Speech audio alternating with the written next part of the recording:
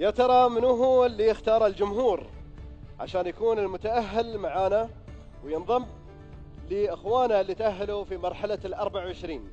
منو هو المتأهل الثالث من حلقتنا الماضية ويكون الأول من بين الأربعة اللي ما حالفهم الحظ باختيار لجنة التحكيم، ولكن مر عليهم أسبوع كامل من الانتظار لتصويت الجمهور. يا ترى الجمهور اختار منو؟ شو رايكم يا جمهور؟ منو اللي تأهل؟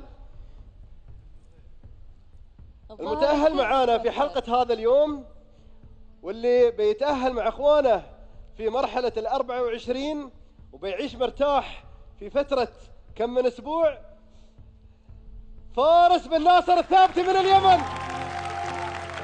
الف مبروك يا فارس. ألف مبروك يا فارس. ومثل ما نشوف الدرجات النهائية لبقية الشعراء: أحمد خليفة البوسعيدي 46 من 100،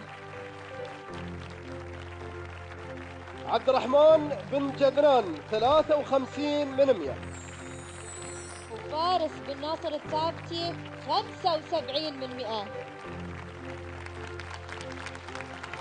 سهل.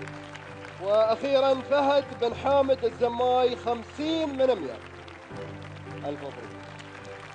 نبارك لك يا فارس، وحظ أوفر لبقية النجوم اللي يعتبر وصولهم لمسرح الحلم إنجاز، وبالتأكيد ما بننسى البصمة اللي تركوها في مسيرة شاعر المليون. أكيد يا ميثا، ويقولون مشوار ال1000 ميل يبدأ بخطوة، ومشوار القصيدة يبدأ بكلمة، لأنها مصدر الإلهام ومنها تنبض المشاعر والأبيات. نجوم هذه الأمسية والكلمة من منظورهم في هذا التقرير.